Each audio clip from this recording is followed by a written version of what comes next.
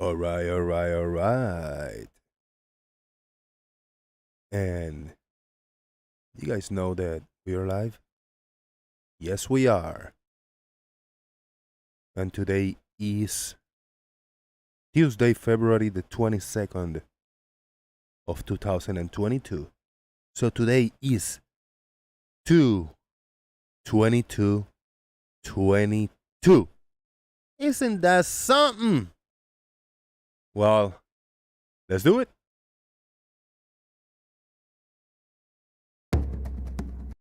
Are you ready? Call your mama, call your papa, call your friends.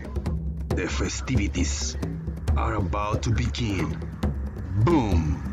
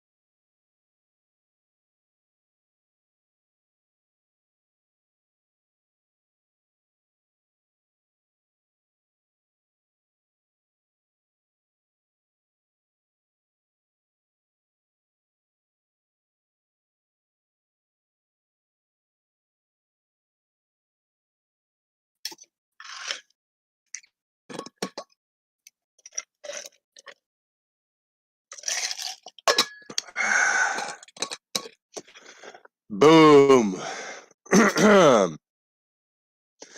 Ladies and gentlemen, we are live.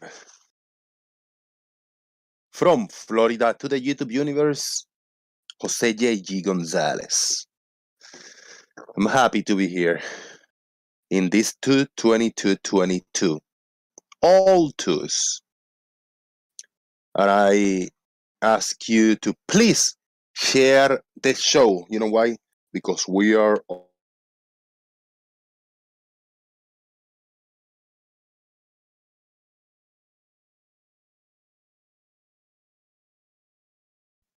It's okay. It's okay. Please share the show. And hit that like under this video. I gotta tilt this up a little bit because we need to see the lazy eye on frog inside of the squeaky earth. The lazy eyed frog. A mama frog and baby frog are here with me, so I'm not alone. Uh, I please need your support, guys. So if you can hook me up on PayPal, I really appreciate it. And or a super chat membership, all that good stuff. I know PayPal will be directly, and it's kind of a little bit of a corner here. So hey, it's on you guys if you can do it. But the bigger support that we can get is share the show, hit the like, and join us in the discussion. That's very, very important. I am going to squeak the earth to see if it rings a bell. See if it brings memory. Hold on. Cannot have any. There you go. Any interference. Squeaky Earth is populated now. We are all humans on this earth we live in, but they are all frogs on Squeaky Earth. That's all I needed to say. Shout out and thank you for being here. Look at that. The first person is a responsible troll by the name of Farmer's Boy. Thank you so much for being here. Fred Bailey is also here. My mom bakes cakes. Steve. Martin! Trolling responsibly is Martin. Earth is live. Another responsible troll in the chat box. I like to see that. Dustin Gray in the house. Jomongoose, are you first? Well, we shall see. I already say a few names. You know what? You're first, Jomongoose. My mom bakes cakes. Does she? I don't know. Every citation, please. Tiny Captain. Sean Hawkins. Jim's Mind. Zebulon 181. Fred Bailey. Michael Hemming. Marcus Dresden is trolling responsibly. Hell yeah. Peter Collins. Hello. Are you new? I am new. Good to see you. Welcome to the boom.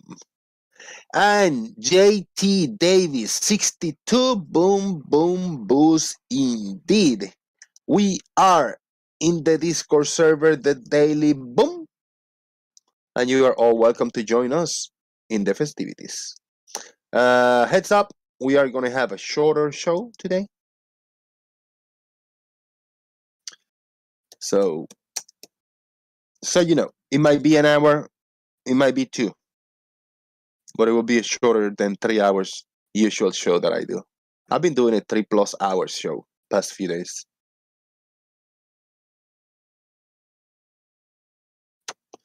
All is good, all is good.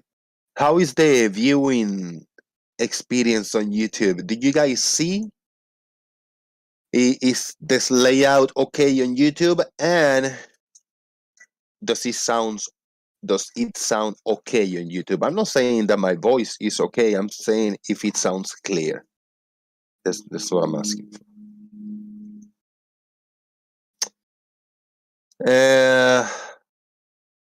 The boss man, a troll god, have showed up in YouTube chat box by the name of John Hansen. Boom! Shout out to John Hansen. Good to see you, man. Thank you for being the man. Balanced Truths. Balanced Truths says, and I quote, here to learn, not insults. Please and thanks. What's up, Jose? What's up, Balanced Truths? Jomongus is 9 a.m. sitting at my desk working, enjoying my cup of coffee. God bless Flat Earthers for keeping us entertained. Sound is good. DNB say overblown actually. Overblown. Is it that I'm too loud? Just lower your volume on your end a little bit. James! Shout out to JT. Yeah, it's gonna be hard. I'll call you JT. So when I say JT, that might be you. If you are on a PC or laptop, you can tag people by typing the @ symbol or the hashtag symbol. I use the hashtag for some reason. It works exactly the same. So if you want to tag somebody, you type, let's say, hashtag MA, and who's going to show up? Marcus Dresden will show up. So I just click on his name, and then I type whatever I need to type. That's how you tag people in here. Now, in the phone, if you want to tag, let's say, Marcus Dresden, you can not take a shortcut and only type MA. You have to type the whole shenanigans. You type hashtag Marcus Dresden, and then he will get, his name will illuminate in a bright red color on his end. Same to everybody else. If you want to tag somebody, use the hashtag or the @ symbol. I mean, this is kind of just YouTube 101. But maybe some people are not used to this that I did. That's really cool how How are they highlighting my name? Well, you got to type the full name. I don't know if, I mean, I actually don't know if you just type the name without any hashtag or at symbol, if your name will will get red squared. Maybe. My background is very white. It's okay because in Florida, USA, it is very bright over here. So that's not uh, the white on the camera. That's the brightness of Florida, USA. That's what's going on.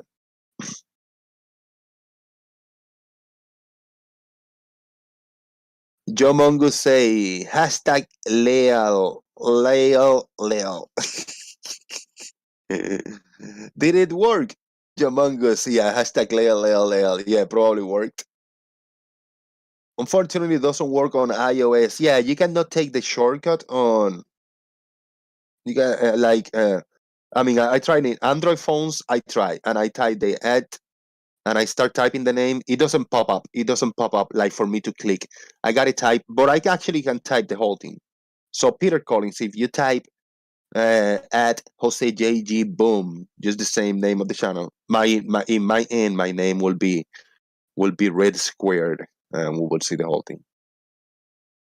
Yeah, it'd be cool to get the option of YouTube. Start typing the name and you get the pop up, so you can just click it instead of typing the whole thing. What up, Shaik? How you doing? Hello, Jose. I'm thrilled. Maybe I learned another new thing today. Mm, look at that, Jeans Mine. I got the name. Yeah, the name is highlighted over here for me. It's in a red rectangular box. Jose JG Boom.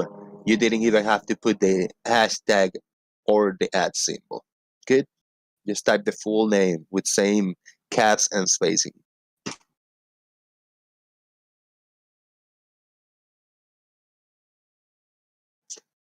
Do you learn something new today, Shaik? You say?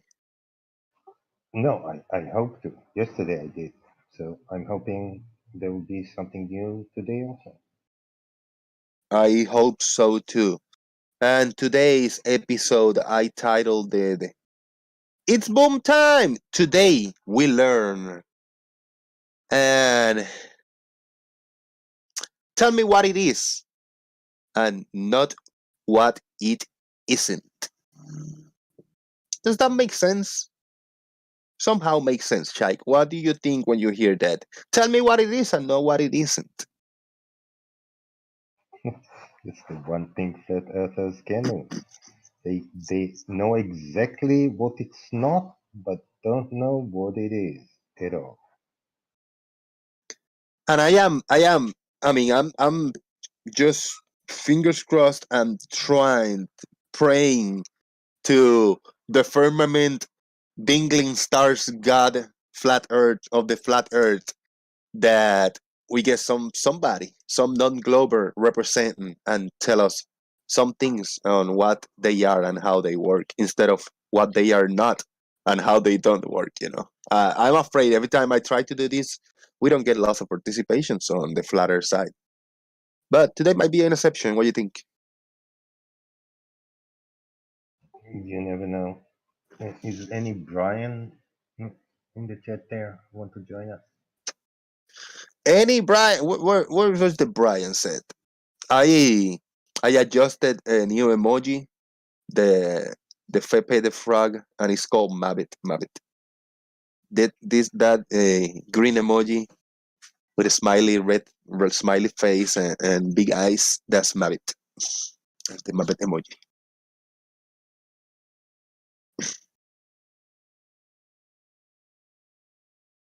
Zebulon say some people are typing more Maori words up in here. Did your name light up? Wee! My name lighted up. Yeah, Marcus Drayton say good idea at Jose JG Boom. Light it up. Jeans mine Jose JG Boom. No at symbols. It lighted up. Peter Collins at Jose JG. It lighted up. Zebulon181 hashtag Jose JG boom. Some people are typing. Yeah, it lighted up. And Marcus Dresden at Jose symbol. I can post those new emojis, but I get an error. Really, Marcus Dresden, refresh your YouTube page or close the YouTube and open it up. Whatever you want to do. And big shout out to also a troll god, the man himself, Howard Moore. So we got the two boss men in the house, Howard Moore and Mr. Hansen. I saw you popping earlier. Shout out to you guys. And the responsible trolls, which one just joined by the name of Farmer's Boy. Oh, I've heard of him. Hello. How do you like to being categorized as a responsible troll? I've been called worse in my time, so yeah, I can live with that. I think it's nice. Yeah, I think it's nice. Responsible troll, yeah, I like that. Like I say, I can live with that. Yeah. That's cool. I mean, it's just not a troll, troll, like plain good old troll. Nah, that's kind of like, well, trolls can be funny. Well, they can be, yes. I mean, but in order to be funny, you must be responsible. You must be responsible, troll, yeah. Yes, because if you're just a troll, that wears a bit thin after a while, doesn't it? Yeah. Now, Howard Moore here is a troll god, but because he's a troll god, he has to be responsible to be a god, troll god. It doesn't even need to be specified. He's just the troll, the man. What's up, Howard? How you doing today, fellas? All is good. All is good. Appreciate it. Yeah, me too. I tried to get on Nathan's today, and they wouldn't let him on. Really? What? Yeah, they had him muted, or they had to unmute him, and before he knew it, the show was over. But yeah, it was going to be interesting, I thought.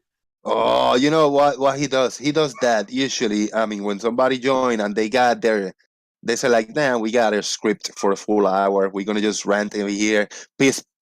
Whoever is in the waiting lines up, leaving on mute and unmute maybe the last 5 minutes, so people can go and do the memberships and join the after show, so they can see what happened. He leave that stuff for the after show, and then he can upload it like on the weekends and shit like that. It's a kind of a neat trick, but not fair for the regular audience. He's not working well with the regular audience. Right. Well, it would have been interesting, and these flat earthers that claim to be sextant experts, they owe it to their followers to actually, if they don't even take the challenge, they need to plot their location and show their math and how they do it, because they claim to be sex experts. True. But before we carry on, I sent you yesterday an idea. I just did a little something in the paper, and you answered me like, you can't wait for it. But I want your feedback. I don't want to show anybody in the audience, the idea on your first drawing, Howard Moore. But are you happy with the people that I put on? I can describe the drawing the possibility of the drawing that I get you. But give me your feedback first here in voice. I want to hear you. That's okay with you. No, that's exactly what I was talking about. Just something. I like the Einstein drawing so well, and I just think that collage would be a very interesting piece. Very cool, very cool. Yeah, I found. So what I did, I found 6 of the top notch, like more recognized the scientists on in history. There are many more, but I think this one's got something special, and I'll tell you. Right, I got the quote. If I have seen further than others, it is by standing upon the shoulders of giants, which Isaac Newton say. That's a quote by Isaac Newton. And then I got I'm gonna maybe do the quote in the top. And then who are the giants? Well, I added we got 6 giants. We got Pythagoras, Albert Einstein, Charles Darwin, Isaac Newton, Nikola Tesla, and Galileo Galilei. So I got the Pythagoras. I got the little logo on next to Pythagoras with the triangle A, B, and C and the equation. Next to Einstein, we got the E equals mc squared. Next to Charles Darwin, we got the little logo from the little monkey, becoming a man, like the little evolution thing. Next to Isaac Newton, we got this little atom thingy symbol. Next to Nikola Tesla, we got the two, like the electrical pole thingies with a little, ray in the middle. And then Galileo Galilei, we got that like compass with a little plumb up thingy. I mean, I think it looks really cool, bro. It's really good. It's top notch. Yeah, man.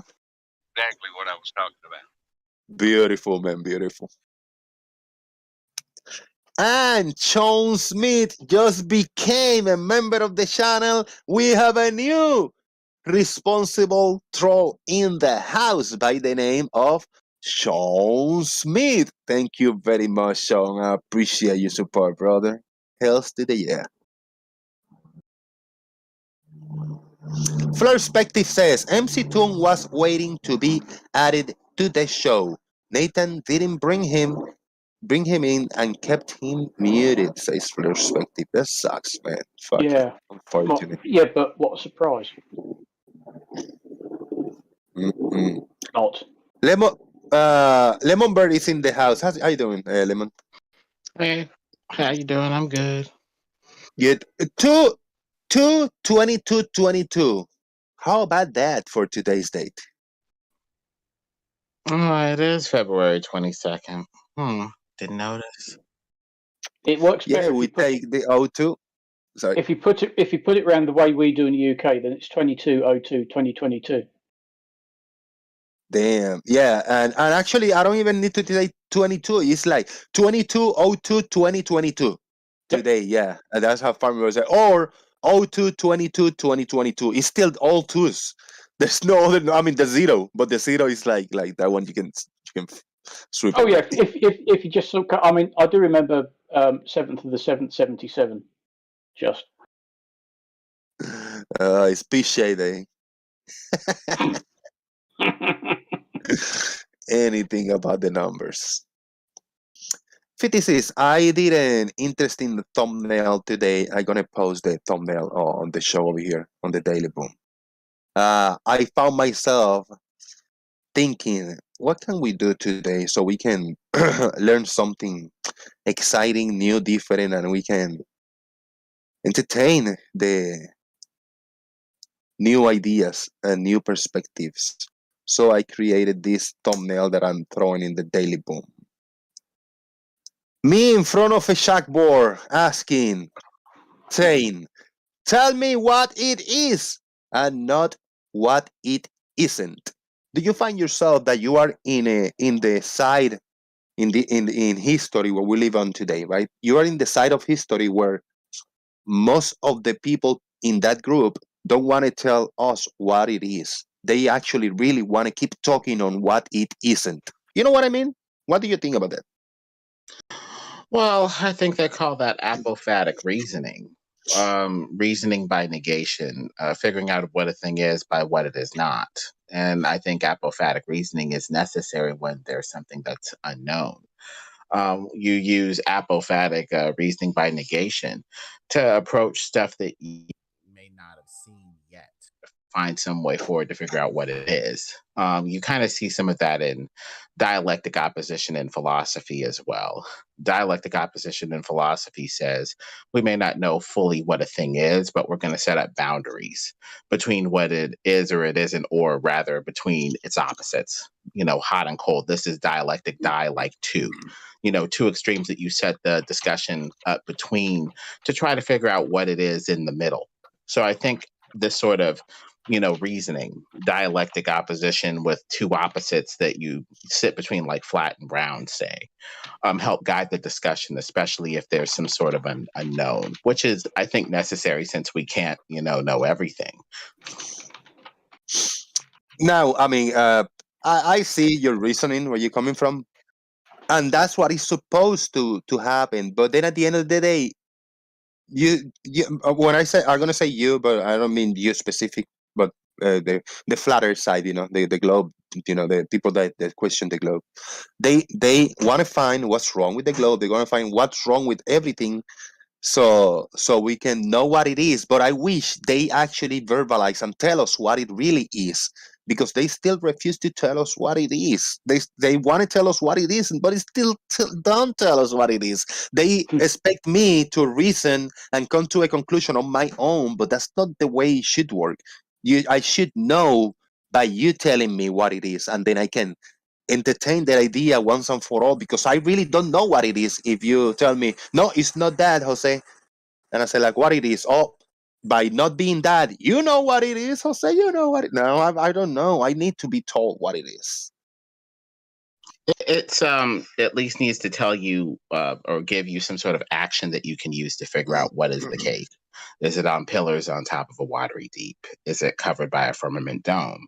And I think people have a bit of a hang up because the only flat earth cosmology that kind of does that increasingly is something biblical. And even among flat earthers, there are people like, the earth is flat. I kind of want to stay away from the Bible. I kind of want to stay away from religion, which appears to be the only thing in the West that talks about some sort of flat cosmology.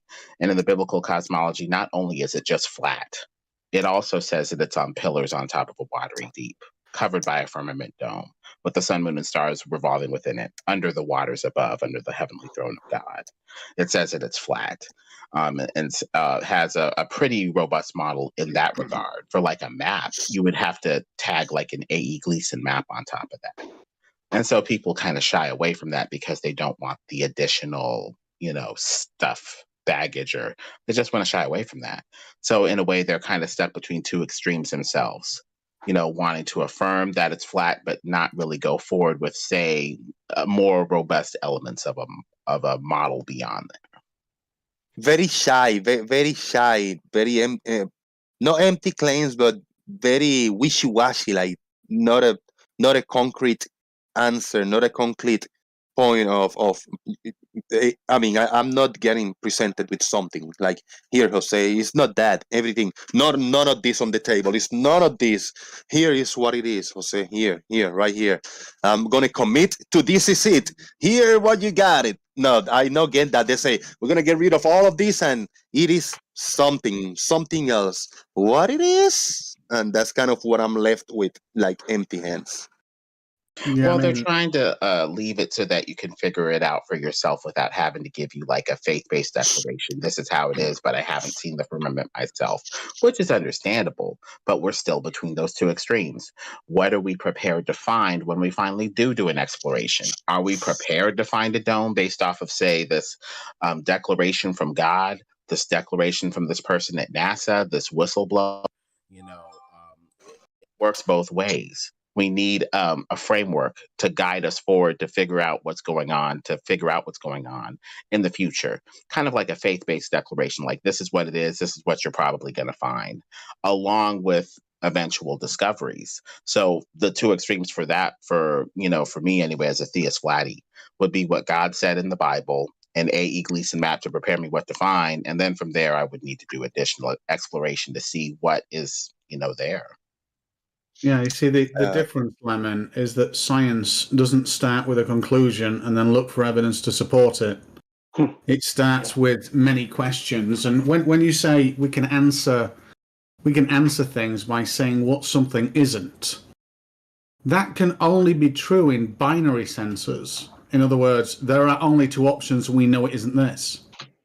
So in you describing or needing to communicate to me, let's say something as simple as a cat, yet a feline has never been known to me, and you just say it doesn't have flippers, it doesn't swim in the sea, it can't fly. That gets me no closer to the truth.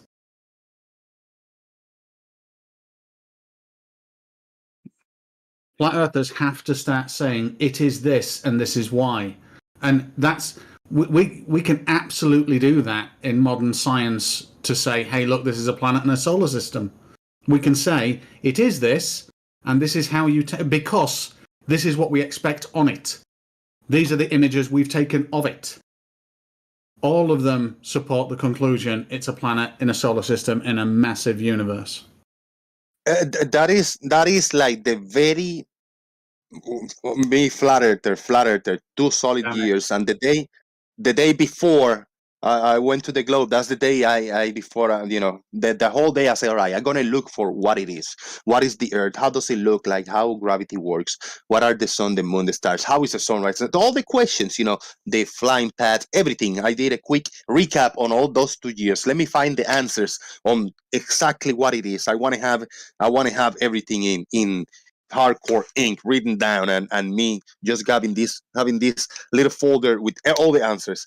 I couldn't find any, zero of the answers that are there for the flat earth. So what did that left me to jump camps and say, like, yeah, flat earth is over today. That was the day that I gave myself a chance after 2 years, going around asking people for the previous week, going around and asking the Glovers, putting myself in there. I said, all right, ask me all the questions that you have about flat earth. I got all the answers, and at the end of the day I had no answers for anything, all the questions that they asked me about the flat earth. I mean, what am I going to do? Continue being like that and continue being just in denial and having nothing, or say, like, yeah, hands are up, my pockets are empty, I got nothing for you. Come on, Jose. We got everything in here. You got food, you got clothes, you got a place to sleep over here. Or do you want to stay out there in the cold, being hungry? That's the flat earth. There's nothing. There's no shelter. There's no fire. We got fire. We got food. It's not as good, but it's good. You Okay, can learn how to do it. Yeah. do you remember? You remember that one and only time that you were there when I came into Nathan's show, right? Yes. I remember. Riley asked me a question, and it was such this sweeping statement about. First of all, he said, "Oh, wait a minute, let me remember." He said, and obviously I'm remembering back like 3 years now or 4 years. He said, "Oh, Stingray, how far is the sun away?" And I said, I don't know, 90 odd million miles. I don't know the exact figure. He says, well, have you personally measured it, or is that just what you've been told? Because there's a lot. Yeah, right. And they're like, here's the crazy thing. He said to me, he said, well, corpuscular rays prove a close and local sun. And at that moment, I fired up Maya 3D program and said, no, look at this. It's just perspective. Please have a look at this and realize what you've just said is fucking ridiculous. But did you see what I did? I just showed him a cloud and then parallel shadow coming from it, looking from the ground. Right. It's just perspective. But did you see that? And at that moment, did you think anything about it, or do you just think I was making shit up as a flat earther? No, I remember that, in those times, you for example, there were some people that were able to kind of present their stuff and talk a little more openly than now. Now it's impossible. But I was looking at you, so like, damn, this guy, he's good, he's smart, very articulated. I always liked, the way you spoke, like calm and nice, because when people spoke too fast or whatever, I couldn't understand shit. So I said, like, yeah, I'm following. I go like, that's really good. It made me question everything. I said, like, but what made me think is, like, yeah, I don't think that the sun is like, because of the crepuscular rays. I understood the point. I said, I see pictures of the sun behind a tree or whatever, even, those forced perspective shots, people putting the sun inside the car trunk. I said, like, yeah, that I didn't want to argue with Riley and all the flat earthers about that, because that was their shit. I have my own thing. I said, the sun is something that I don't even want to entertain or look at it. So I was looking at you. I said, yeah, it makes sense, but I don't want to argue about it. My thing was ground, long distance observations things. But you did, back in the day, I actually paid attention to what you were saying. I just to ignore, to engage in the discussion, pretty much, Yes, Nathan did get angry with me on that show, I remember. I think the killer for that show, that single show that I went to, was he managed to confound me with an observation that I had to take on face value, and it was a fairly long distance observation of a water where this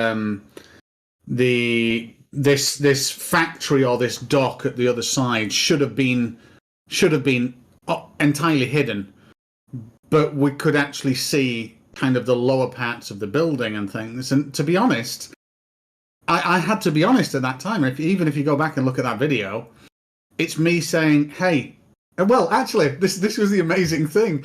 I actually plotted it out and did a quick thing in Maya with the survey data, and then I actually said, "Well, this is interesting because this is what I should be able to see." And at that moment, Nathan started going off, blah blah blah, and really shouting, and then someone else started shouting at me, and then I had to stop them and say, "No, no, no, no, no." Calm down. I'm showing you something that supports your position, not mine. Yet they were still trying to shout at me because of it. And I had to say to him, I said, look, I've got an issue here. We shouldn't be able to see that. And I can't explain it. It's interesting to me. And then I think Nathan went, what, interesting? Interesting? Why is it interesting? It's just what it is. And I'm there like, well, because I shouldn't be able to see it. I'm going to go look into it. And then I learned about atmospheric refraction, and up until that point, that moment in time, if someone would have said, does atmospheric refraction cause us to see further on some days, and is that variable? I'd have said, well, no, not really. But now, completely different answer. Yeah, exactly. I mean, well, the more you look into topics, the more you watch the different occasions, different examples and evidence. Yeah, you have to. We got to learn that. That's why I with the flat Earth, we learn a lot. I cannot argue and present a solid specific point, but I know deep inside me I learned fucking hell of a lot about science and light and behaviors of physics and all that kind of shit. Big shout out to, we got 40 plus people watching and one new member on the show, and it's a new responsible troll. She is back. LB thinks stuff and more. Welcome to membership on the channel, and look at that. One super chat. The first super chat today, it is by Bandit with $5 Canadian. How do I say $5 Canadian? Because if they're Canadians, are they dollars? Pounds, I think. I don't know.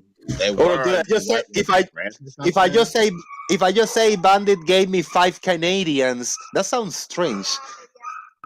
Canadian dollars or Canadian pounds or something. Yeah, they're Canadian dollars. I would like to take a commercial break, and tell the froggies hello. Hi, froggies. How are you? Hey, Lale, Mobbit, Lale, Mobbit, Lale, Mobbit.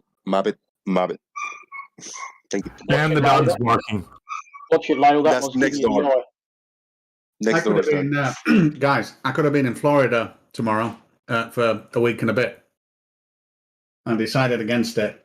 Really? Good decision. You don't like to be a sweaty mess. I didn't like the name of the hotel. You've got a hotel in Orlando, and the name doesn't sit well with me.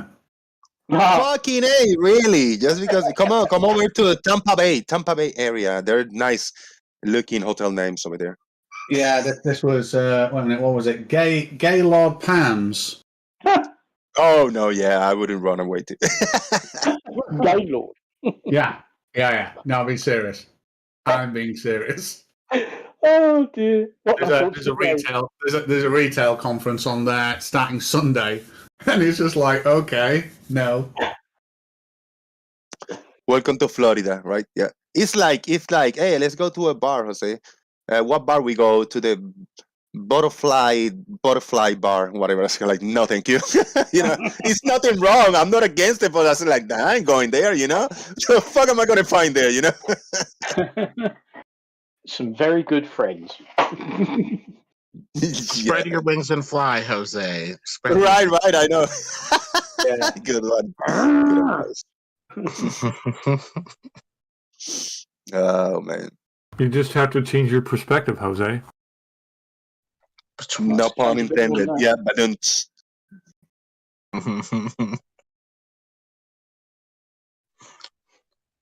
But when we're talking, what's that? Leo say the safe word fetishes. He say perspective. That's Leo's safe word. I gotta mention this. Farmer's boy, guess what? I don't have to say lemon bird 3 times today. Well I'm glad you're here to point these things out to us, Lyle, because I would have missed it otherwise. You were summoned earlier, Leo. I don't know if that you felt just an urge to join, but you were summoned by Humongous earlier. Just saying. Hi, Jumungus. He's your biggest fan. Yeah, he actually, he actually Me did and something. you. Well, 56, we were talking about please tell me what it is and not what it isn't. We try to go full circle and back to it. Well, part of what a thing is what it is not, also in that you're being guided to do this, instead of this, to figure out what's the case. So it is slightly admissible. I mean, I know right before I had to dip out, Stingray was saying science just deals with facts, but science doesn't know how to deal with the facts without a framework being in place as to what, we're going to discover. And so you need both. You need a general framework, roughly in between where it is and where it isn't, to guide you forward to do additional exploration, even in science. Oh, Otherwise, you have a bunch of facts that you can't even do anything with. No, I get once that, you Lemon. But discover them. before you left, I did ask you a question. I said, how would you describe, so it's a thought experiment. Let's say I don't know what a feline is or anything like it. I do know what a dog is. And you need to describe to me what a cat is, a common house cat. How would you do so, describing only what it isn't? Because even at the end of all that, you're still left with no facts about that itself and every single unknown still on the table. So it's difficult. You'd still have a range between what it is and what it isn't. How would you describe what it is? You talk about things that you have already experienced to kind of analogize it. And then you'd say, it's like this dog, but it's not this dog. So there would still be some apophatic reasoning within there to tell you that there's something that's like this thing that you've experienced before, but it's different enough that it's not quite this thing too. Oh no, that's fine. That's fine. I agree with that. If you say it's like something and you liken it to something, because when you liken something to something else, you can look at the attributes of that something else and then rationalize and test. I absolutely agree with that. I don't agree with the statement of describing what something is by saying what it isn't. So I can say a cat, this mythical thing that I'm trying to describe to you, it's like a dog, but it's not got the same face as a dog. Well, that kind of tells you that it can be kind of the size of a dog-ish. It's got 4 limbs. Because I'm saying it's like something. I get that. I absolutely get that, and that works. You can't do it on the negative. You can't say this creature that I'm telling you about. It doesn't breathe underwater. It doesn't fly. It doesn't bark. It doesn't. I can't do that, and you have any clearer idea about what I'm doing. And that's the criticism of flat Earth. It's always why it isn't a globe, not it's flat because we perform this experiment, which would indicate that if this happens, it is flat. But with the globe, we can say, well, it's like every other spherical object that we can see with a telescope or with our naked eye, like the moon or the sun with a solar filter. We can see these things, and it's like that. And with that, we can now say, well, if it's spherical, what size is it? We'd expect things to disappear at the bottom up at a certain rate. And we'd be able to test that by saying what it is like, not it is not this. But the globe itself used apophatic reasoning when it says, to the flatties who say you should feel movement, and it says to them, nope, use apophatic reasoning and don't go with what your senses are telling you. Your senses are not telling you this. They're going to tell you this instead. So we kind of use apophatic reasoning by saying what a thing is not, or what it should not be, rather, to guide the distinctions that we should make versus the distinctions that we shouldn't make. When you're saying that this thing is like a dog but not a dog, you're basically signaling to them that you need to make a distinction here to identify this thing properly. And so even the globe used some level of apophatic reasoning by saying, well, you should, see curvature here, but you're so close to the surface, you're not seeing it. And so it looks flat when it's really curved. So in a way, we still kind of, come to the same, apophatic reasoning by negation, either by denying our senses or trying to control and stop our senses from making a distinction this way or that way. So I kind of agree with you. However, we don't on a surface as big as the planet Earth, we wouldn't see curvature, lateral curvature, left or right. And you can't see curvature depth-wise at the rate of which a planet has curvature. You can't. I can't tell that a plank is bent if all a sheet of wood is bent.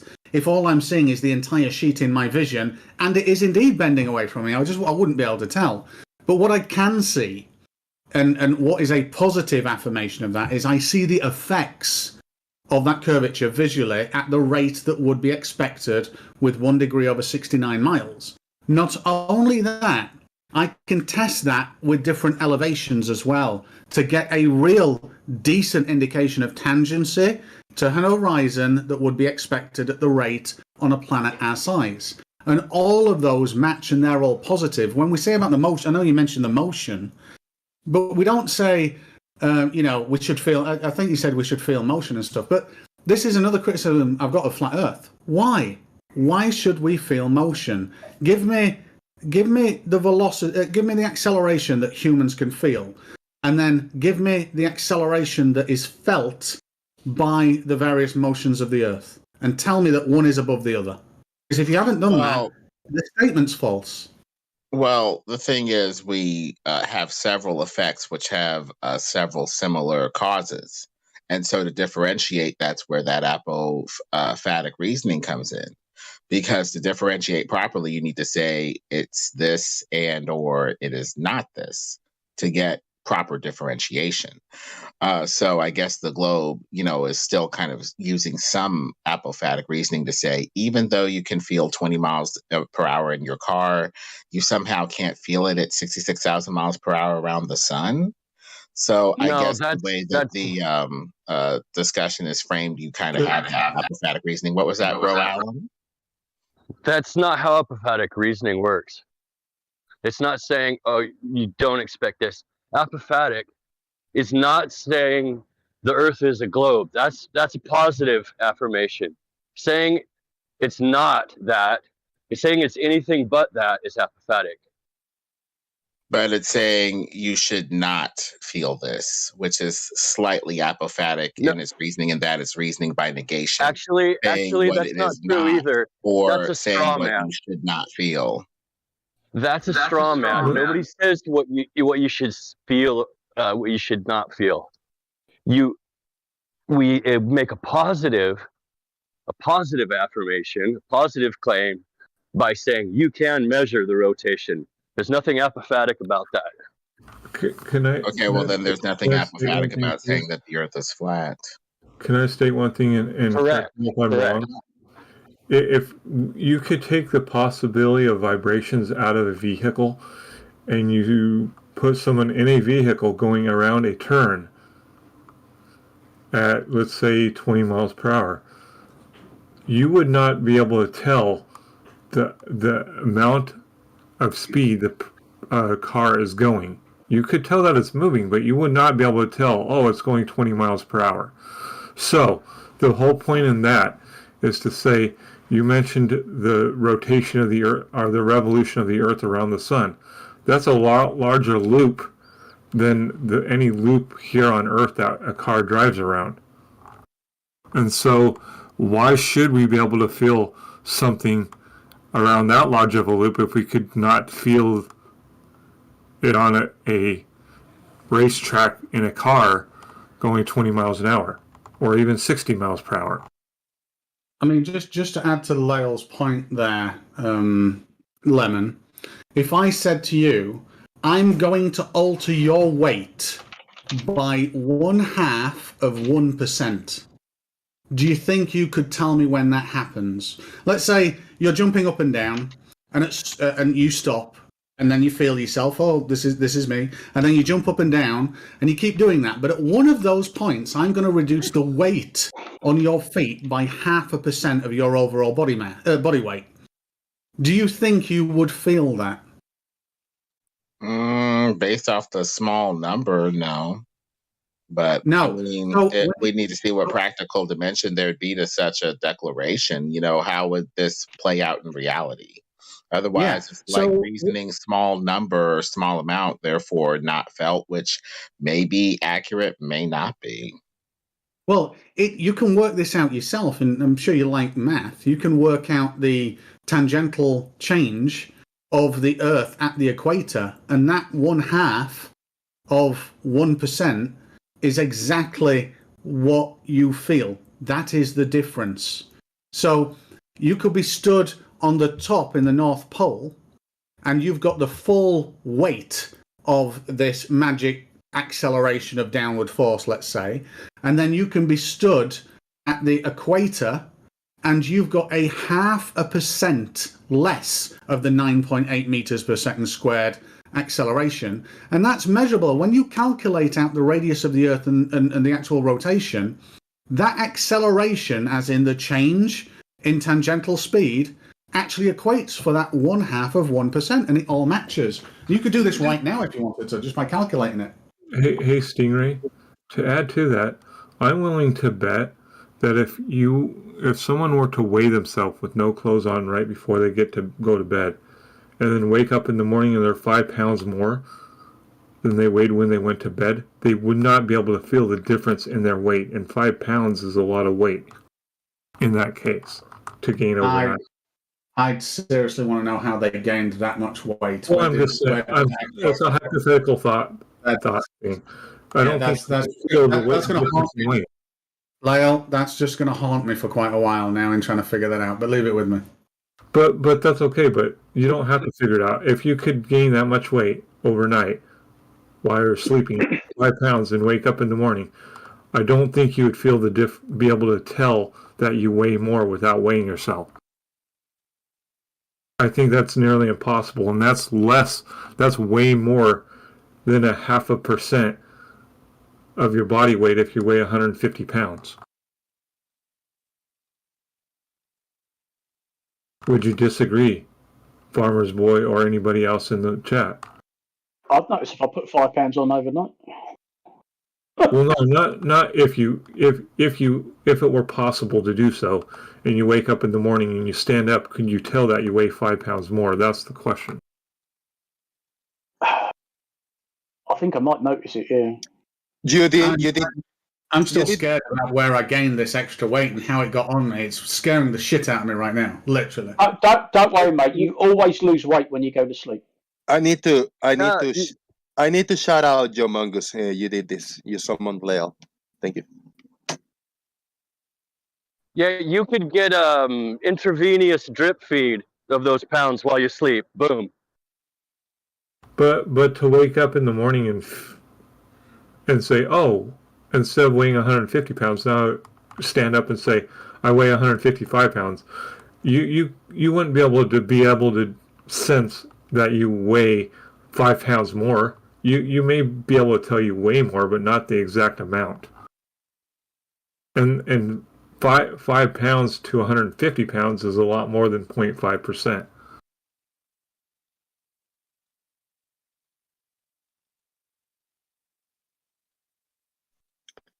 All right, there's a situation over here that Hold On told me about.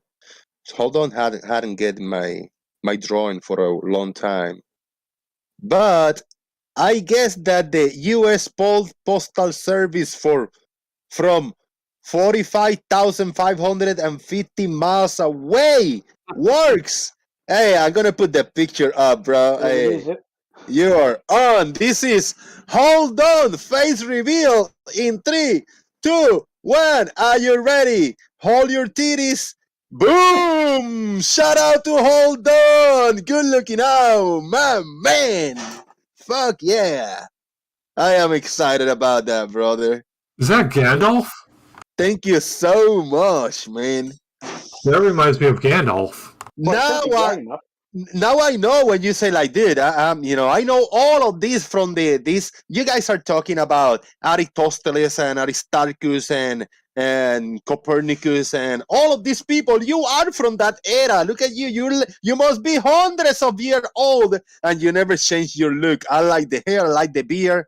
The whole shenanigans, bro. I'm so glad you got it, and thank you for your support, brother. Hell yeah. Woo! I've got a question, Jose. Yes, sir. I got because I was looking at that resort that that is a business conference. I looked at Florida in general, and I started looking just randomly Google Earth at houses and things. Do you guys not have things called fences over there? No, not in many places. Only, I mean, some like neighborhoods, urbanization, or urban, little urban areas in between. But I think probably 75%, maybe more. There are no fences over here. No, in Florida, fucking hey, it's all open. What happens if you what if you got dogs? Or I don't understand this. How do you stop an alligator wandering onto your fucking garden? Hey, we got it. That's why so many cases of alligators going into gardens and like wild creatures and shit like that. And if you got dogs, either you got them really good trained, or you put one of those, I don't know, little fences with the dog collars that they cannot go past a point, they get shocked or something. I don't know, something. Or mostly because most of the dogs are like inside the houses dogs. You either get a little outside room for them, a porch, screening porch or something, because of the weather. So it's not I mean, it's kind of against the law to have a dog outside all day when it's really hot outside and there's nobody inside or whatever. It's weird. Well, Yeah. The fences. Yes. Sorry, go ahead. I said one day you will invent fences and it'll change the whole world. It'll be fantastic. Man, it's weird, bro. It's weird. Now we get told this a lot. I mean, like, I don't know, a lot of private companies, and they got these big areas, big segments, a few blocks away. And the rules are, if you live in this neighborhood right here, there cannot be fences over here. So you got to kind of sign the contracts when you move into places. All right. Wait a minute. I'm not being selfish or anything, but if I buy a house over there and it doesn't have a fucking fence, how do I not spend time cutting the neighbor's fucking lawn when I'm cutting my own? How does that work? Hey, that works perfectly. You cannot hold yourself. The neighbor will be a lazy bastard and then you just mowing the lawn. I say, like, damn it, let me go just 2 feet, a little further, 2 feet. Fuck it, might as well just mow the whole lawn. It happens all the time, man. And then at the end of the day, they come to you. You hear knocking on the door. You motherfucker cut my little tree that I had there. Hey, I had this bit of chunk of grass because of reasons. So they're assholes. Even though you did him a favor, they're gonna find something wrong with it. We have fences in Alaska. In fact, that's one of the main things we would do as surveyors. Is you go out and tell somebody where their property ends, where to put the fence up. And if somebody puts their fence like 1 inch over onto your property, that's called encroachment, and you're going to have trouble.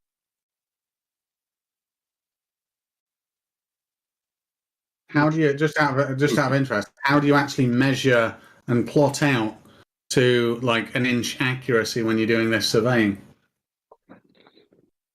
So you have to survey the whole property, and it's going to be based on previous surveys and confirm that it's in the position where what's called an as-built says it is, and then you would determine where the exact from city. That's what we'd use. We'd use city planning to tell exactly where a lot ends and where your neighbor's begins. Does the fence have to? If I want to put a fence, I mean, I've got a fence. Actually, half of my fence is at a foot jaunty angle now because of the storm. But if you put up a fence over there, then does and it's only one property, one residence that decides to put it up. Does that fence have to be entirely on that person's property, or Yes. should it be half so that it's in the dividing line? No, your fence has to be on your property. It has to be on your side, and that way, your neighbor can't touch it. Right. Interesting. Right, same here.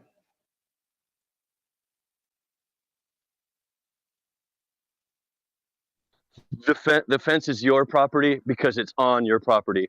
And if your neighbor if you don't have a fence, and if your neighbor like puts a shed, or like a corner of the shed is encroaching on your property, you can have him move it.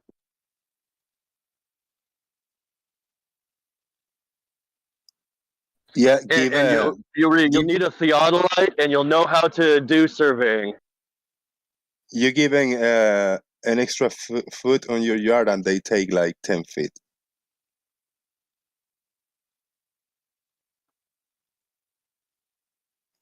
All right, let's go back to what it is that the Theodolite do. The Theodolite will tell me something, and will tell me something doesn't work, doesn't look certain way.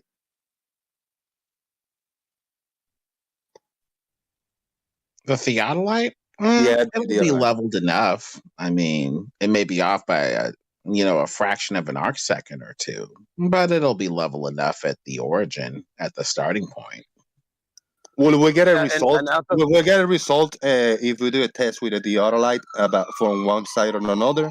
Or I have heard some flatter to say that the Theodolite proves that the Earth is not a globe, but they don't want to say that it's flat either. Yeah. Well, But an as a apophatic precondition fallacy is for what was that? an apophatic fallacy is it would be saying what a theodolite doesn't do. Theodolite. Oh, what does a theodolite do? Well, it doesn't do this. It doesn't do that. Doesn't. You're basically not eliminating all the possibilities. That would Well, take forever. You could sit there and say forever what something's not. It's useless. that is true. But how does zero in on what a thing Unless is? you're correcting somebody who is trying to use the definition incorrectly, then you can use. But You'd have to normally, use both. definitions should be positive. Yeah, you'd have to use both because when two things are very close to each other, some level of apophatic reasoning will need it to be used to differentiate what this thing is versus what this thing is not. And also in reference to the shape of the Earth debate, the way that the debate was framed was between two options that were set up as some sort of dichotomy. Either it's flat or it's this instead. And so, because of the way it was set up in such a dichotomous fashion, where there's only two forks in the road that they presented as viable options, well, apophatic reasoning automatically brings you to the other option in some case, where if we don't see curvature anywhere, well, then by logical reasoning, then we don't see this, therefore it's probably flat. But Lemon, like I said previously, I agree with you from ground level with sea curvature. The planet's too big for me to comprehend any curvature at ground level. The only thing that I can do is reasonable is I can see the predicted effects of curvature based on the curvature that they say it is. And I can go out and test that.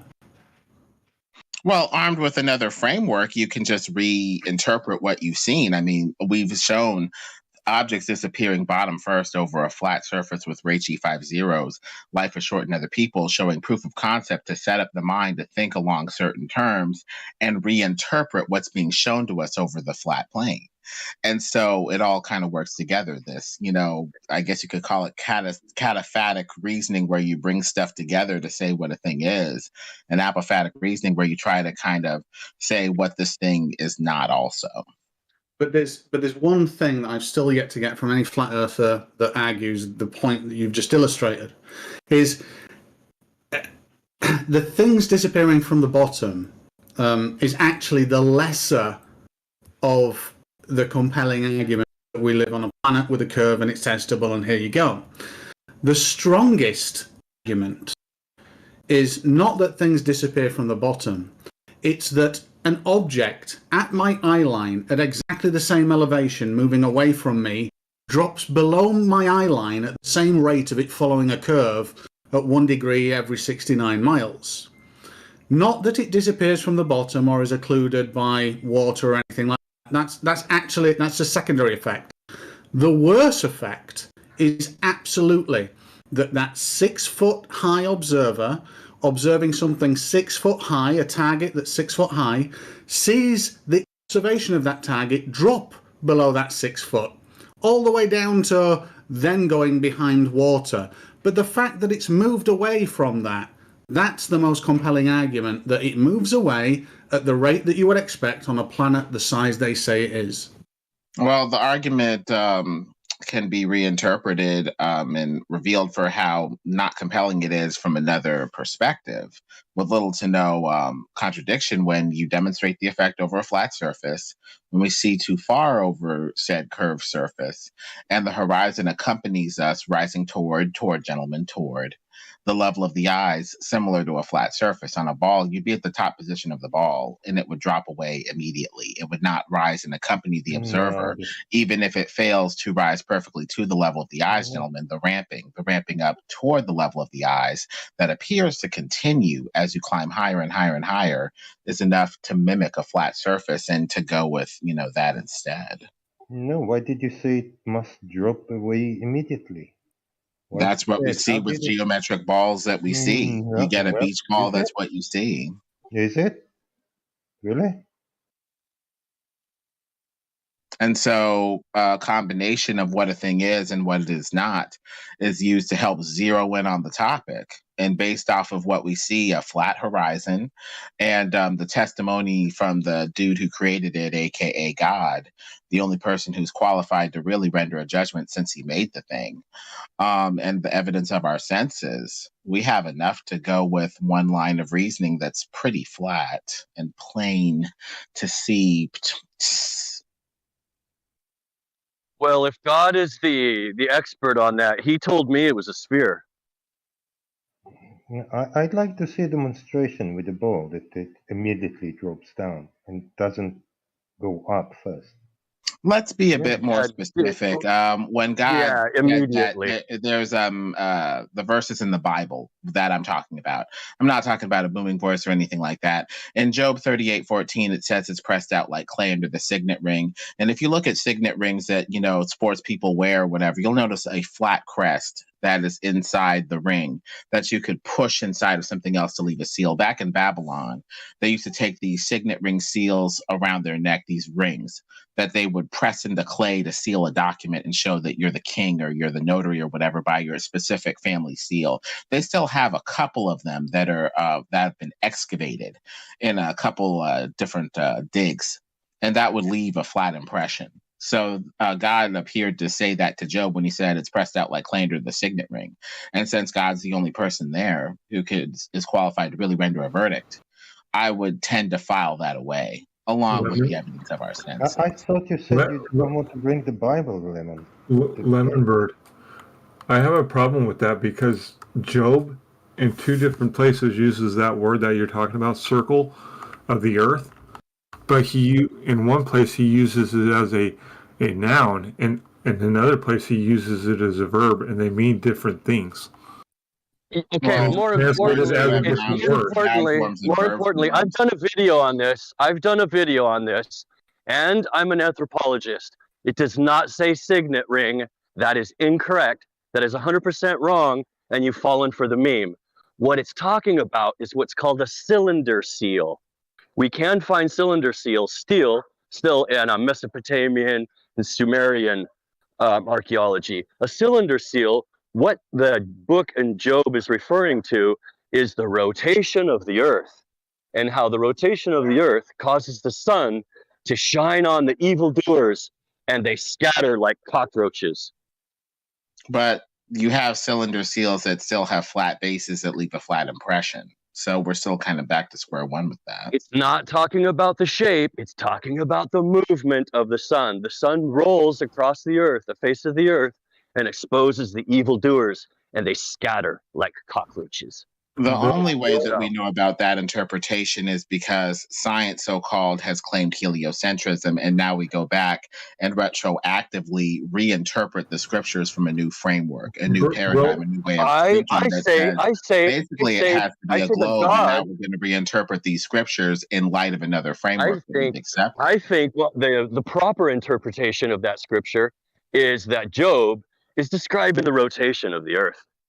So, but there's no context for that in the Bible. In the Bible, Joshua told the sun to stand still, not the earth. So unless there's a context to comfortably couch your interpretation, your interpretation is going to be contradictory. Yeah, you don't know the context, so I'll tell you. The context was he's talking about exposing the evildoers to the light. and he's using the rotation of a cylinder seal rolling across clay, like the sun, this rotation rolling across the earth, like when we see time zones. It's That actually doesn't pretty make good. sense. God was trying to test Job to see if he knew what God knew. That doesn't appear to be the Oh, context in which he would talk about you getting don't know rid of you don't know evildoers. the If he's scripture. talking He's about talking about asking exposing. Job whether He's he was there talking when he about stretched the line exposing on the deep evildoers. and whether he We gotta saw do the something, pillars bro. of the earth. Lemon. We gotta do something, bro, and Lemon. Talking about each other, nobody heard nothing. Well, hey, bro, Alan, would you agree with me that the word translated as seal or circle is used both in Job as a noun and a verb, and also is used in a different place to describe the vault of heaven? Is a vault of heaven flat, Lemonbird, or is it a vault?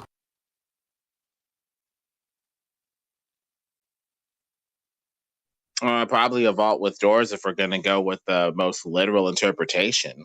But vaults are basically, not. based off of the context of how God was appearing to be serious and somewhat upset when he was speaking to Job, that's not a time to wax poetic. It is a time to be, serious and factual. And there were other things that were factual of a less poetic nature And I that am were in that factually context, like the line that was The stretched whole upon the deep Bible and other waxes things. So poetic. basically, there doesn't appear to be a context for your interpretation, making it somewhat contradictory. It's not contradictory. One verse translates it as the circle of the earth, and another verse in the same book, in the same chapter, translates it as the vault of heaven for the same exact word. So there is no contradiction if vaults can be circular. Show me a circular vault on earth. When you're talking like a ceiling vault, like the vault of a ceiling, like vaulted So ceiling, what shape do those you are normally triangular see shapes. vaults in? If the earth is flat and covered by a dome, it would, I guess, be a circular vault, and heaven would be on top of that vault or whatever. So is Unless heaven there's flat? another pavilion-like vault Is heaven beyond flat that. then? Is heaven flat then? Because it's the same word. What? Is heaven flat? It would be a circle. A circle, I guess, on top of the waters above the firmament.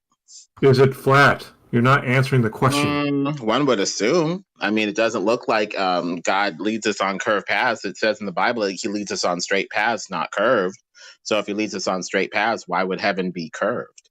That doesn't make sense. Well, could he still lead us on straight paths if the earth were a sphere? Oh, you're looking for a yes. I guess potentially, yeah, sure. If the earth were a sphere, could he lead us to Christ, which is our salvation? Yeah, but it's just talking about the cosmology. It's not talking about Jesus at that point. It's just, talking about the testimonial from the dude who made it God and how he appears to be framing the discussion. If science is correct on the size of the universe, would that make a difference to Jesus being the Savior? Slightly. And the only way to truth. Slightly. Science also tries to age the universe outside of the framework of the Bible, essentially trying to get people to throw out the book and go with another way of looking at things. And so that's where the clash is going to be, where you're going to be pressured to disbelieve or not believe this book that's telling you Jesus is Messiah and believe what science is saying that contradicts, scripture, or asks you to go outside of scripture for inspiration. That's where the contradiction may come in. All right. So one framework versus another. If you're going to go there, Lemonbird, would you consider the millennium when Christ comes here on earth as a day of the Lord? The time of the Lord, yeah. Or the day when he comes back, sure. The day of the Lord being that 1,000-year period. So can a day be represented as more than like a 24-hour period? It depends on the context yet again. When words have multiple meanings, their clear meaning is elucidated in the context. So in that regard, the day would be a period, or the day that he comes back. That appears to be the range of meaning that would be covered by the context while still making the context, consistently interpreted. But then why then today do you accept when the sun is out, it's daytime, and when the night is out, it's nighttime, and you call day, daylight, day. Because that appears to be the context of creation. It says light and darkness is the period based off of the context of what's revealed in Genesis, and that's the first day. So, based off of the way that it defines it in the Bible, in that context, in that instance, it's a day night cycle or a light dark cycle. All right. The question, but All right. Jose, we'll move on from this. Yes. Well, Leo, when we're What talking I'm about going to principles say of is, interpretation, without letting anybody else speak, we're gonna move on because we want to know what things are and how they work, not what they are not, and how they don't work. But first, I gotta holler at Anamorphic Mind super chat. We got a $5 by Anamorphic Mind. Lisa Simpson, Bart, you're a psychopath. Bart Simpson, at least I am on a path. Thank you very much, Anamorphic Mind. That's a good meme. That's a very good meme. Yeah, we gotta move on from this religion because religion is not gonna tell us anything. But well, the thing about this is we're dealing with interpretation. When we're talking about what a thing is or isn't, you're basically dealing with interpretation. And a basic hermeneutical principle here with this type of discussion is there really a context for what you're talking about? Or are you inserting context and meaning that may not be there? Are we really reading the clues properly? Or are we just making it true because we want it to be true? That's the thing where the globe, when we're talking about whether it's a globe or not, fails miserably because we're not allowed to use our senses in a way to discover the truth of it. We have to submit our senses to other authorities that are interpreting what we should or shouldn't see and what reasoning we should or shouldn't use, which is fine if the, authority is consistent. But, what if they're lying?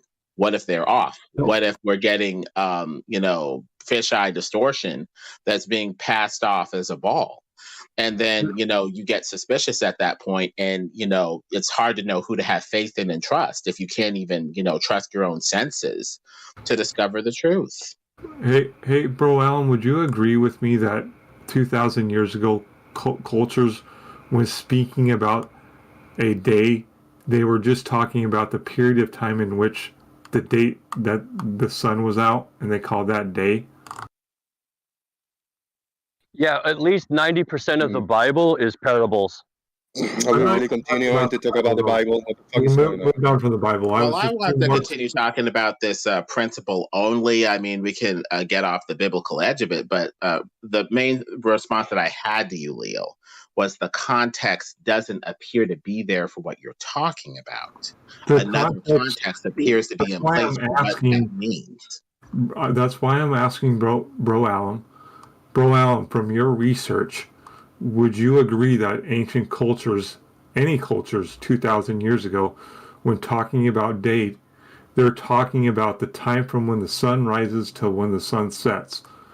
In your research, isn't that what they're talking about when they say the word day, or whatever the word is for our English word day? Sure. Yeah, absolutely. In general, but sometimes there are metaphors, but usually.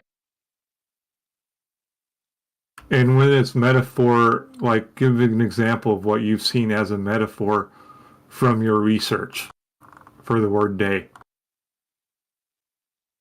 Well, lots of cultures have different, metaphors for times. For example, American Indians will say a moon. They count time in moons. I haven't seen you in many moons. Right? So, yeah, they're using metaphors lots of times. I don't know. It'd have to depend on, which specific culture you're talking about.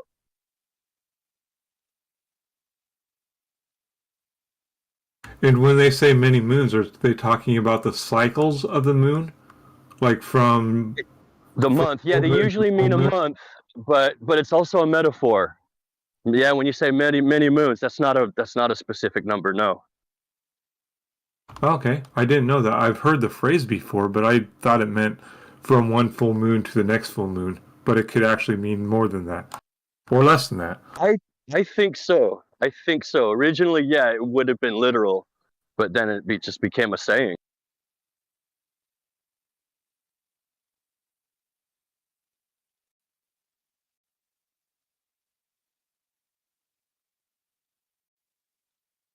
And when we're talking about what a thing is or isn't, we need a clear way to delineate meaning. And that would, tend to be a much more rigid structure to define a context or something like that, as opposed to inserting something into the text or, the model or whatever that isn't really there.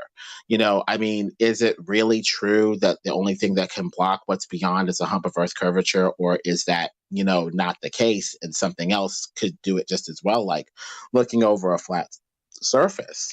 And so, a lot of times when we're building these models, we need to be honest about what is the base of our thinking and how we're developing ideas based off of this base. And going back to that day example, the base meaning appears to be a light day, light dark cycle.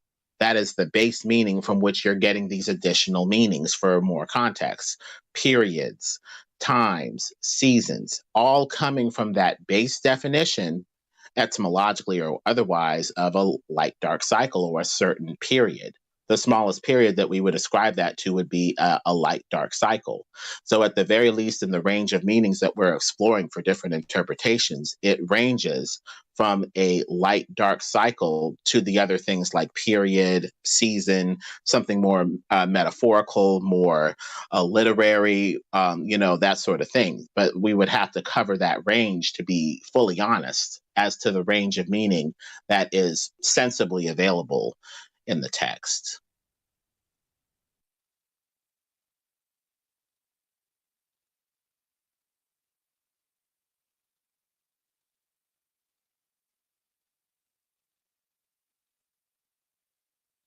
Thank you everybody for checking in. C9 is in the house. We can begin now. I'm gonna be wrapping up the show very, very shortly. It's gonna be a short show today. I got all kinds of issues going on over here.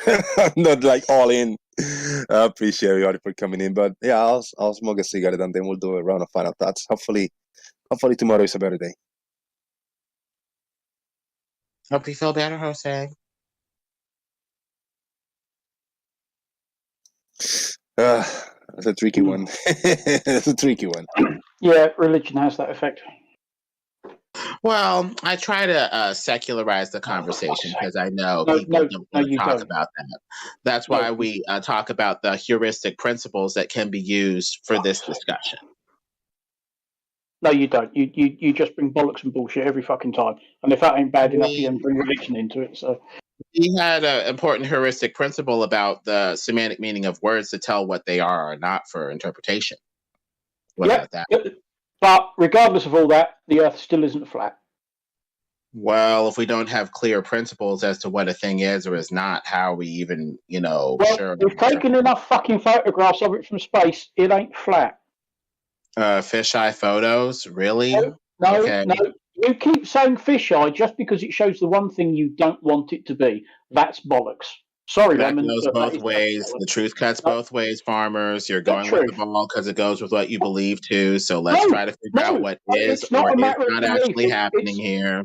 It's a matter of what the evidence presents, and there is absolutely not one jot of evidence for the Earth to be flat and stationary. Sorry. Evidence still needs to be interpreted, farmer's boy, which is where the heuristic comes in, what it is, what it isn't, strictly, and that sort of stuff. You can't help yourself, can you, mate? You see, the rest of the world tends to interpret all of this evidence one way, and then you come along and go, "Oh no, it's not that, it's this." That's what you do. You just make shit up and pretend. You're like a little kid playing let's pretend.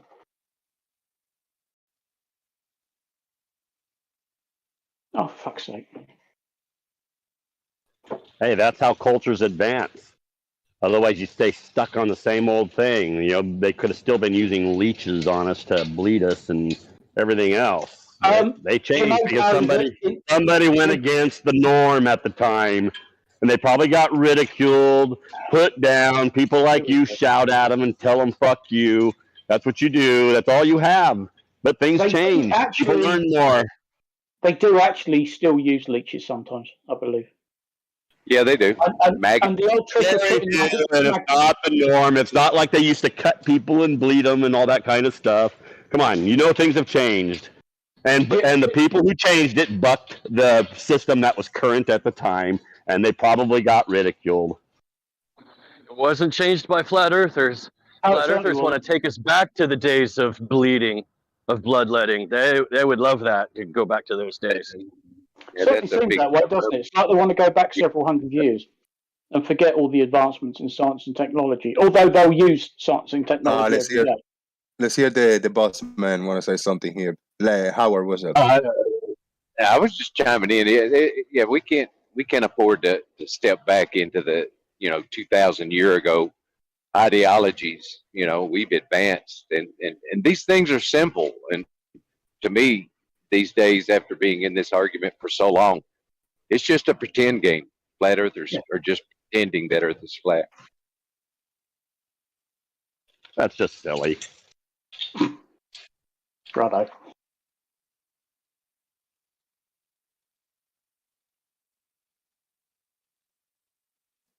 It's adults acting like children and playing let's pretend and just making shit up.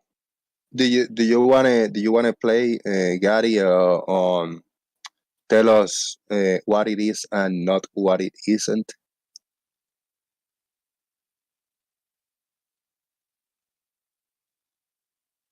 Yeah, if you don't mind the background noise, I'll leave my speaker on. The horizon isn't a curve. What it is an optical limit of angles to surfaces where you foreshorten to the point where you can't see over the waves anymore. For information to differentiate from waves further out, or the spaces between the waves, that also gets too small at that point. And the size of the waves themselves in the distance are small. So you got three things there, all coming up to a point where it foreshortens the surface and it looks like a line across your field of view. Very simple. Happens all the time. You can see it literally every day and every time you have a foreshortened angle to a surface, you can see the effects of what's going on. Very simple. It's optical. It's not physical. Good. So There's so no a mountain tangent. a mountain off in the distance on the horizon that I know is 3,000 feet taller than I am, but I can see the tip top of that mountain at eye level. So does it actually shrink things that makes them fall below eye level, or do parallel? Oh yeah, they become microscopic in reality. What, you really still say stupid stuff like that? Yeah, flat earthers, we think they really get tiny, the actual. Come on, that's ridiculous. You know that. That's like creating a straw man. That's so stupid. But that's all you have. You can't do any better. Good Lord. It's not physical, it's optical. Are optics not physical? No. Optics are not physical. So, okay, that's an apophatic definition. What are they? Optics, if they're not physical, what are they? Spiritual? It's how your eyes interpret angles to objects subtended to the eyes from the object in your field of view. It's how your eyes interpret things. So that when you get things close together, when you get things close together physically, and there's no space that your eyes can resolve between them, they start to blend and meld together, and which is Rayleigh criterion. Back to that again. They're all compressed. Things compress in the distance. It's all based on angles. It's the way your eyes interpret angles. You can simply point at the ground and then point at the ground ahead of you, and you see what it does. Point at the sky above you, then point at the sky farther away from you. You can see it always goes towards that center line of sight with your eyes when you look 90 degrees to your perpendicular. It's not physical. Sounds physical. And by the way, I thought we couldn't look at the skies. I thought we weren't supposed to look at the skies. Have you ever heard me say you can't look at the sky? Can I read a? Sorry. Can I read a quick? Just want to read a quick comment for Gary. Does this mean anything to you? A screenshot that I posted just now. It's a $2 super chat by Earthis Live. $2 super chat by Earthis Live. He say, Gary, QFA27. I don't even know what he's talking about. QFA27. Is that some kind of a plane? A flight? I have no idea what he's talking about. Well, Yeah. he's talking about the Qantas 27 Oh, flight. I don't care about the Qantas. We're talking about So you know, optics right so you now. know so you know what that is because we've been It talking to you about changes. it. No, now that you mention it, I think I know what. When you said Qantas, I know what you're Okay. talking about. When you said those Yeah. other numbers, I have no idea. Yeah. See, now The QFA you 27. started making an accusation because you didn't interpret your information. The Q. So I'll read again. Got it. You proved my point QFA. again. Got it. I'm trying to read this. I'm trying to read 5 letters and you interrupt me. QFA 27. Actually, 3 letters and 2 numbers. That's the Qantas flight. What do you think when you hear that? When you see that? Nothing. I don't care about it. It doesn't have anything to do with what we're subject on right now. We're talking about optics. So that's nice try. Well, I mean, we're talking about what it is and No, we're not talking what about it's not. optics. You're talking about optics, but what my main point is, can you tell us what it is and not what it isn't? You choose to talk about optics, but we need to touch on many other topics. I don't know any details of it. I've heard of it. That's it.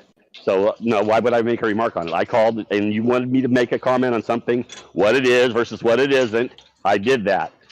I talked about the horizon. We got into optics. Yeah, saying it's just optics, that actually is a form of an apophatic fallacy, because you're saying, oh, it's not real. So what if it's not physical? What is exactly the difference? No, it's Yeah. the way your Still eyes. apophatic. It's the way your eyes interpret the information based on the angles. That's why when angles get too narrow and compressed, and the information is in too small of a space, your eyes can't interpret it anymore.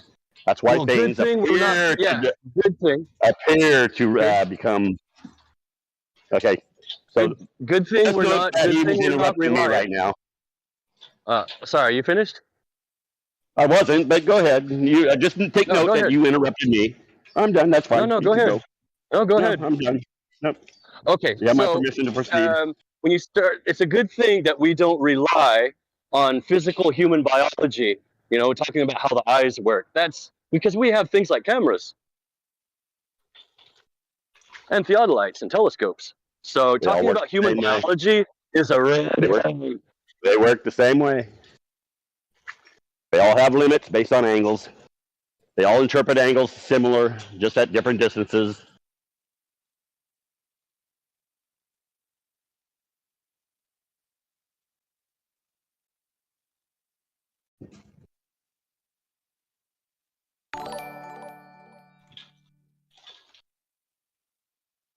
Did I get cut off?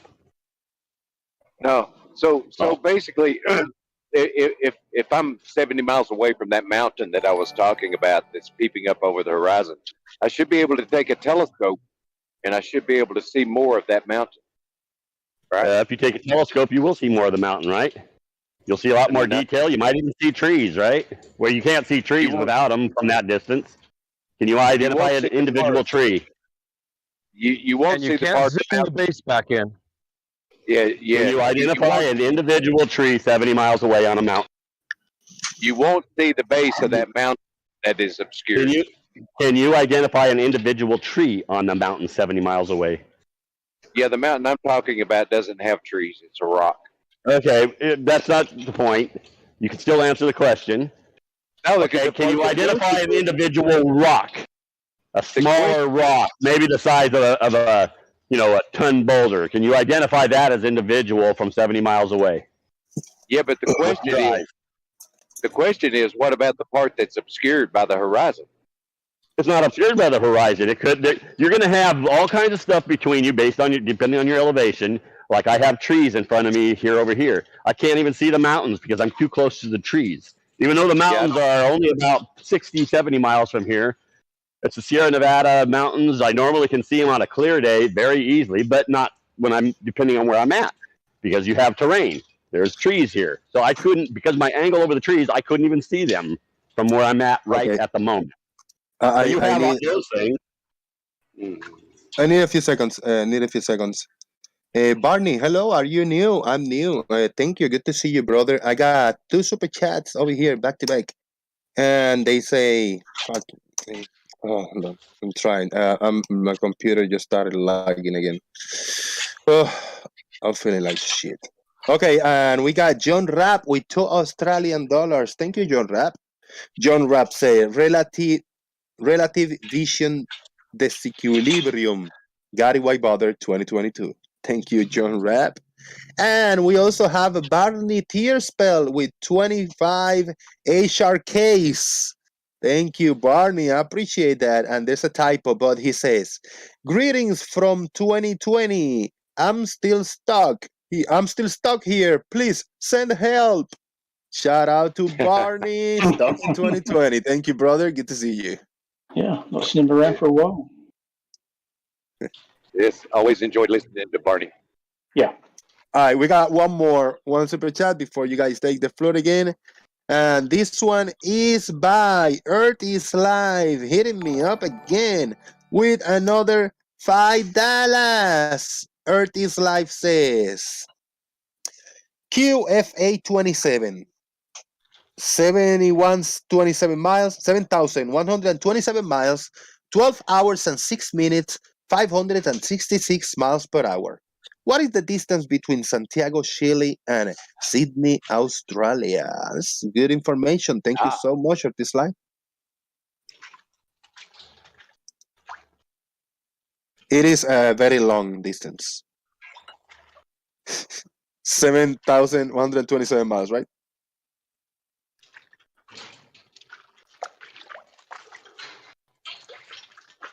We hear you watching dishes, Gary. No, those are stanchions rattling. I got cows locked up that I'm looking at. So, okay. And 12 hours is really fast. On the Gleason map, they're going faster than the speed of sound. So.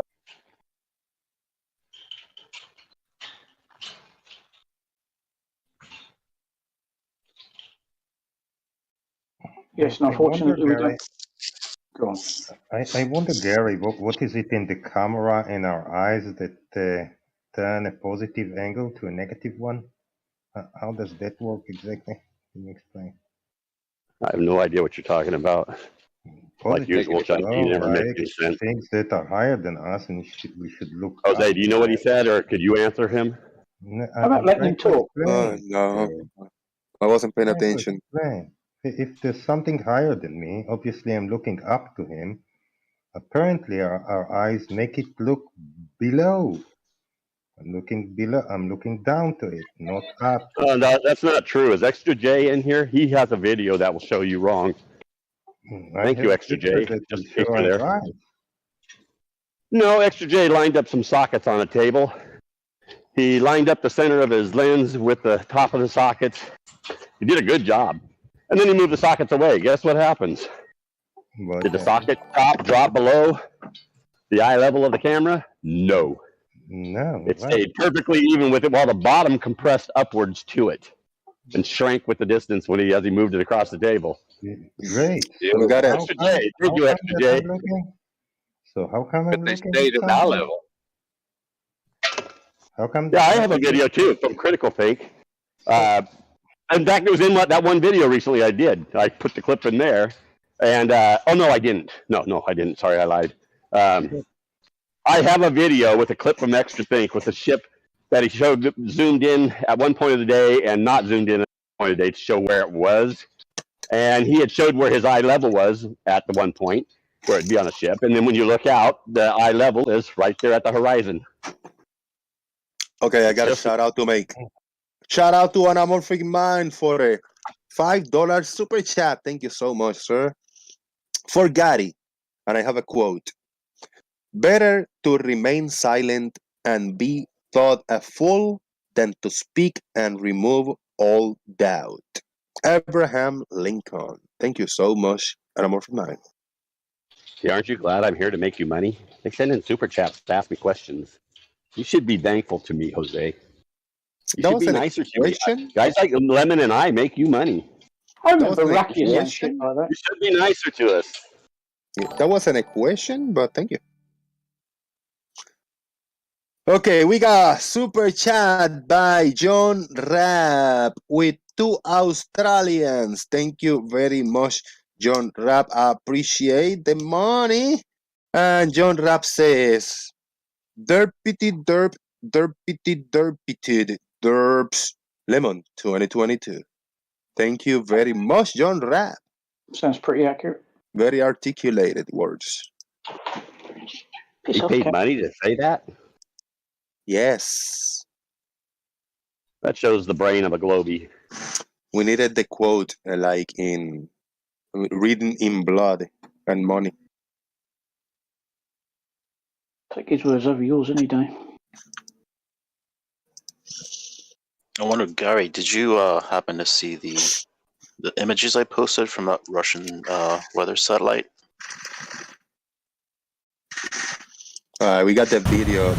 We got a video here that Gary was. I don't know if he was talking about it, but I'm sorry, but I'm trying to deal with this. Okay, if you're watching my screen share, you should be able to see this. This is by Brad Wagner, and I'm gonna give him a like. He's doing a demonstration here.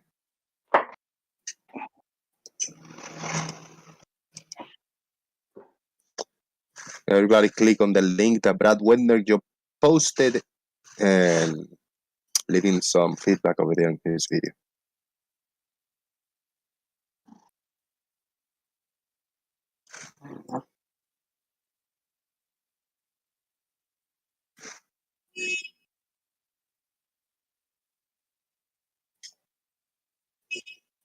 Doing some perspective goodies. He's saying something? I don't think he's talking, it's just visual. Anybody want to explain what's going on here?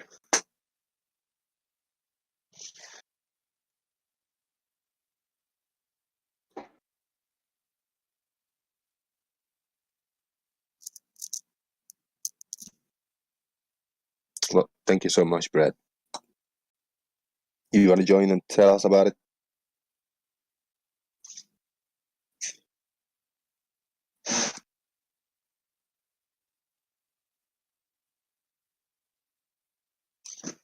Gary, there's John Hawkins is telling me that you cannot answer one question that he's been asking you for a while. You haven't asked him, answer him.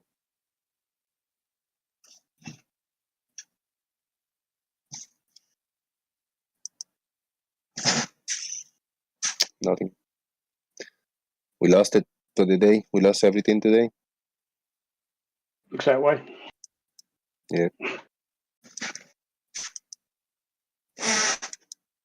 Yeah. I guess that's it. I guess it's time for the final thoughts. Let's see if anybody want to say something. Bro Allen, final thoughts. Shaik, final thoughts. Me first? Oh, there Okay. you are. Yes, Okay. yes. I wasn't ready for that. Okay, I'm ready. Okay, I'm ready for to make some apophatic fallacies. The sextant is not designed to find a horizontal base. The sextant does not need an adjacent angle. The sextant does not even need a horizon. The sextant is not used to prove that the Earth is flat. So you can decide the positives from that. Thank you, Alem. Shaik, final thoughts. Yeah, sadly, I didn't learn anything new today. It's very sad. Thank you. Thank you. Farmer's Boy. Yeah, bit of a disappointment today, but hey, I guess you can't win them all. But yeah, thanks for giving us the opportunity to be here and make of it what we will, or not, as the case may be. Onwards and upwards. Thank you very much. Thank you very much. Appreciate it. Gary, final thoughts.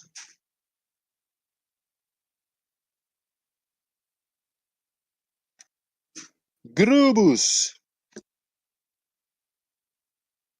Yeah, it's been kind of a dead one today.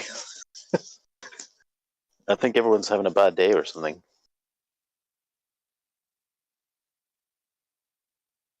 Thank you. Left Bro Lane, the man, a troll god. Final thoughts. Thanks, Jose. I don't like being on the pedestal, but Back to the sextant. It's an instrument used to measure angles between 2 points. Measure an angle between your house and your barn, or you can, view the horizon and measure. We're losing you there, Loveline.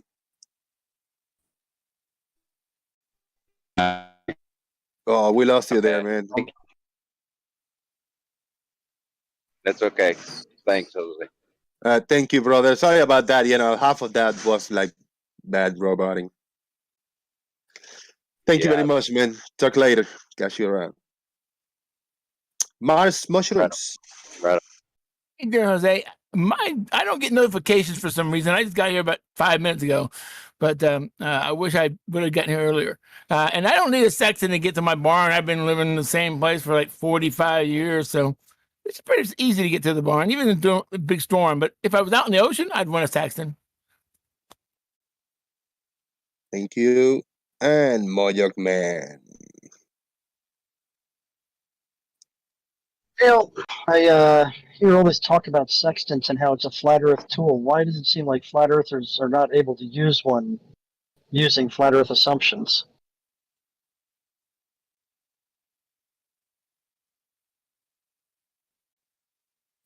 Thank you, Mojok. And I see that Earth is Life showed up. Give us your final thoughts, Earth is Life. Hey, can you hear me? Yes, sir. Hey, hold on, give me 1 second. Sure. Yeah. Take your time.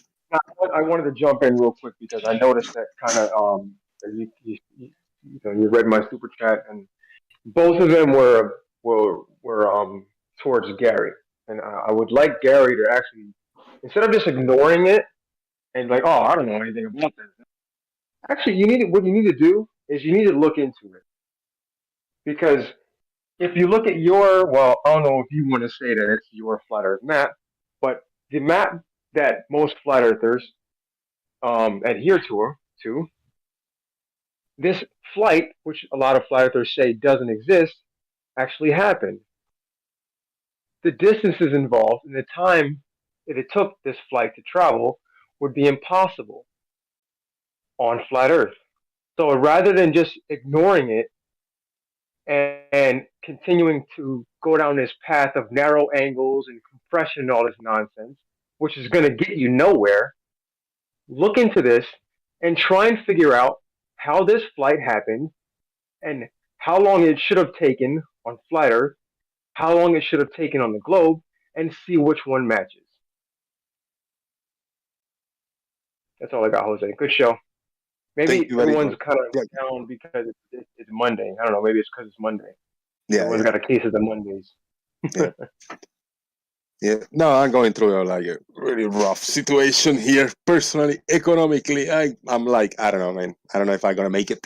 You're like with me, like everything. Don't worry, man. I don't know. Don't worry, man. We got you. We got you, Jose. Don't worry about it. We'll see, man. We'll see. But I'm just taking it one day at a time and see what happens. Keep you guys in the loop. Thank you very much, everybody, for watching. I really, really appreciate your support. You guys have no idea. Peace, everyone. Jose JG out. Boom.